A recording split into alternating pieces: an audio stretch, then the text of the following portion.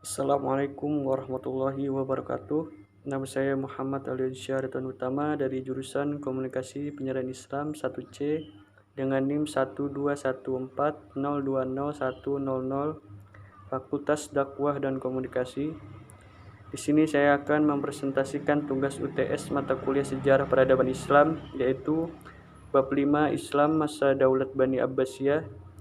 Dalam Islam Masa Daulat Bani Abbasiyah ini dibagi menjadi 4 materi. Materi yang pertama yaitu menuju puncak kemasan.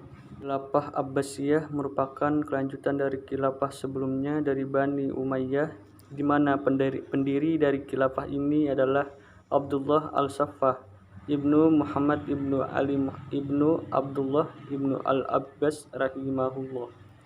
Pola pemerintahan yang diterapkan oleh Daulah Abbasiyah berbeda-beda sesuai dengan perubahan politik, sosial, dan budaya.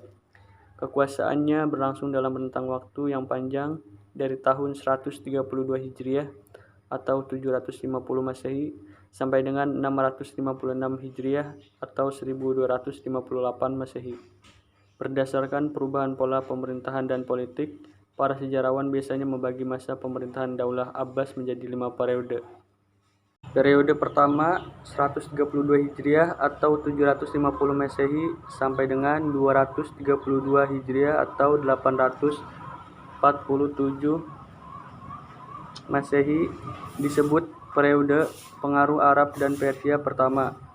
Periode kedua 232 Hijriah atau 847 Masehi sampai dengan 334 Hijriah atau 945 Masehi disebut periode pengaruh Turki pertama.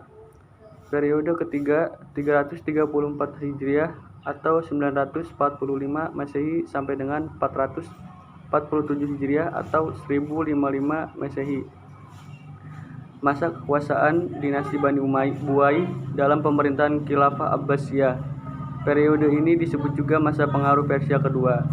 Periode keempat 447 Hijriah atau 1055 Masehi sampai dengan 590 Hijriah atau 194 Masehi.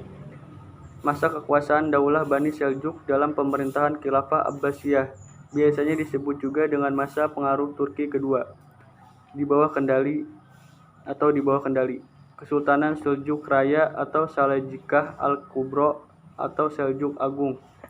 Periode kelima 590 Hijriah atau 1194 Masehi sampai dengan 656 Hijriah atau 1258 Masehi. Masa khalifah bebas dari pengaruh dinasti lain, tetapi kekuasaannya hanya efektif di sekitar kota Baghdad dan diakhiri oleh invasi dari bangsa Mongol. Pada periode pertama pemerintahan Bani Abbas mencapai masa kemasannya. Secara politis, para khalifah betul-betul tokoh yang kuat dan merupakan pusat kekuasaan politik dan agama sekaligus. Di sisi lain, kemakmuran masyarakat mencapai tingkat tertinggi. Periode ini juga berhasil menyiapkan landasan bagi perkembangan filsafat dan ilmu pengetahuan dalam Islam. Namun setelah periode ini berakhir, pemerintahan Bani Abbas mulai menurun dalam bidang politik. Meskipun filsafat dan ilmu pengetahuan terus berkembang. Masa pemerintahan Abu al-Abbas. Pendiri dinasti ini sangat singkat, yaitu dari tahun 750 sampai dengan 754 Masehi. Selanjutnya digantikan oleh Abu Ja'far al-Mansur 754 sampai 775 Masehi, yang keras menghadapi lawan-lawannya, terutama dari Bani Umayyah, Khawarij, dan juga Syiah. Untuk memperkuat kekuasaannya, tokoh-tokoh besar yang mungkin menjadi saingan baginya satu persatu disingkirkannya. Abdullah bin Ali dan Salih bin Ali, keduanya adalah pamannya sendiri yang ditunjukkan sebagai gubernur oleh khalifah sebelumnya di Syria dan Mesir, dibunuh karena tidak bersedia membaiknya. Al-Mansur memerintahkan Abu Muslim Al-Khurasani melakukannya, dan kemudian menghukum mati Abu Muslim Al-Khurasani pada tahun 755 Masehi karena dikhawatirkan akan menjadi pesaing baginya. Pada mulanya ibu kota negara adalah Al-Shimiyah dekat Kufah. Namun untuk lebih memantapkan dan menjaga stabilitas negara yang baru berdiri itu, Al-Mansur memindahkan ibu kota negara ke kota yang baru dibangunnya, Baghdad, dekat bekas ibu kota Persia, Ctesiphon, tahun 762 Masehi.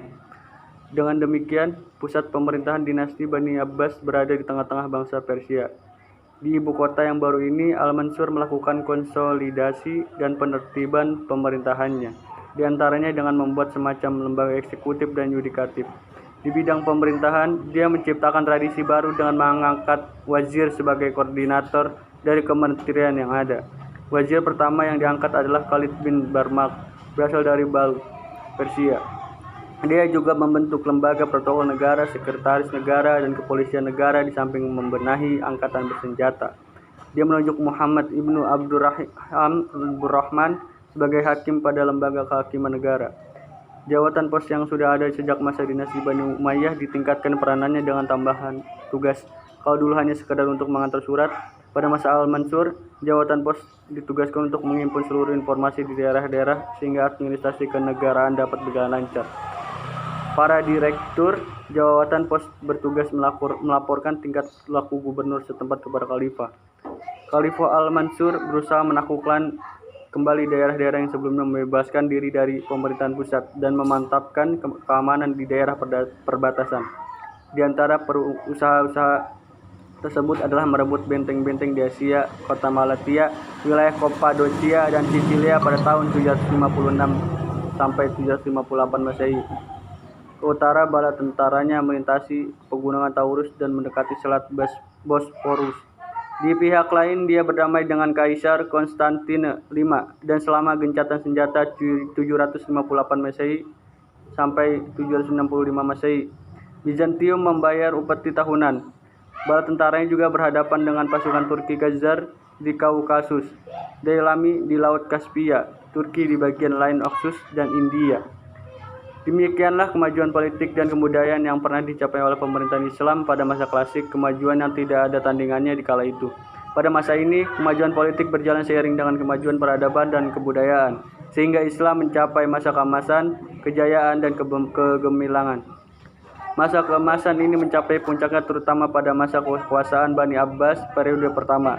Namun setelah periode ini berakhir, peradaban Islam juga mengalami masa kemunduran. Allahul Musta'an. Materi yang kedua yaitu pengaruh Mamluk. Kekhalifahan Abbasiyah adalah yang pertama kali mengorganisasikan penggunaan tentara-tentara budak yang disebut Mamluk pada abad ke-9. Dibentuk oleh Al-Ma'mun, tentara-tentara budak ini didominasi oleh bangsa Turki tetapi juga banyak diisi oleh bangsa Berber dari Afrika Utara dan Slav dari Eropa Timur. Ini adalah suatu inovasi sebab sebelumnya yang digunakan adalah tentara bayaran dari Turki. Bagaimanapun, tentara Mamluk membantu sekaligus menyulitkan kekhalifahan Abbasiyah karena berbagai kondisi yang ada di umat muslim saat itu. Pada akhirnya kekhalifahan ini hanya menjadi simbol dan bahkan tentara Mamluk ini yang kemudian dikenal dengan Bani Mamalik berhasil berkuasa, yang pada mulanya mengambil inisiatif merebut kekuasaan kerajaan Ayyubiyah yang pada masa itu merupakan kepanjangan tangan dari khilafah Bani Abbas. Hal ini disebabkan karena para penguasa Ayyubiyah waktu itu kurang tegas dalam memimpin kerajaan. Bani Mamalik ini mendirikan kesultanan sendiri di Mesir dan memindahkan ibu kota dari Baghdad ke Kairo. Setelah berbagai serangan dari tentara Tartar dan kehancuran Baghdad sendiri setelah serangan Mongol di bawah pimpinan Hulagu Khan. Walaupun berkuasa, Bani Mamalik tetap menyatakan diri berada di bawah kekuasaan simbolik kekhalifahan, di mana sebagai kepala negara. Materi yang ketiga yaitu pengaruh Bani Buwayhi. Faktor lain yang menyebabkan peran politik Bani Abbas menurun adalah perebutan kekuasaan di pusat pemerintahan dengan membiarkan jabatan tetap dipegang Bani Abbas, karena khalifah sudah dianggap sebagai jabatan keagamaan yang sakral dan tidak bisa diganggu-gugat lagi. Sedangkan kekuasaan dapat didirikan di pusat maupun daerah yang jauh dari pusat pemerintahan dalam bentuk dinasti-dinasti kecil yang mereka. Di antara faktor lain yang menyebabkan peran politik Bani Abbas menurun adalah perebutan kekuasaan di pusat pemerintahan. Hal ini sebenarnya juga terjadi pada pemerintahan-pemerintahan Islam sebelumnya. Tetapi apa yang terjadi pada pemerintahan Abbasiyah berbeda dengan apa yang terjadi sebelumnya. Pada masa pemerintahan Bani Abbas, perebutan kekuasaan sering terjadi, terutama di awal berdirinya. Akan tetapi, pada masa-masa berikutnya, seperti terlihat pada periode kedua dan seterusnya, meskipun khalifah tidak berdaya, tidak ada usaha untuk merebut jabatan khilafah dari tangan Bani Abbas. Yang ada hanyalah usaha merebut kekuasaan dengan membiarkan jabatan khalifah tetap dipegang Bani Abbas. Hal ini terjadi karena khalifah sudah dianggap sebagai jabatan keagamaan yang sakral dan tidak bisa diganggu-gugat lagi. Sedangkan kekuasaan dapat didirikan di pusat maupun di daerah yang jauh dari pusat pemerintahan dalam bentuk dinasti-dinasti kecil yang merdeka. Tentara Turki berhasil merebut kekuasaan tersebut. Di tangan mereka, khalifah bagaikan boneka yang tak bisa berbuat apa-apa. Bahkan mereka lah yang memilih dan menjatuhkan khalifah sesuai dengan keinginan politik mereka.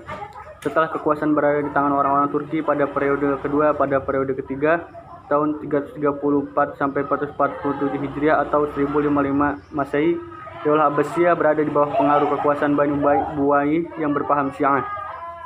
Dan materi yang keempat yaitu pengaruh Bani Seljuk. Setelah jatuhnya kekuasaan Bani Buwayh ke tangan Bani Seljuk atau Salajikah Al-Kubra, Seljuk Agung, posisi dan kedudukan Khalifah Abbasiyah sedikit lebih baik. Paling tidak kewibawaannya dalam bidang agama dikembalikan, bahkan mereka terus menjaga keutuhan dan keamanan untuk membentuk bendung paham Syiah dan mengembangkan manhaj Sunni yang dianut oleh mereka.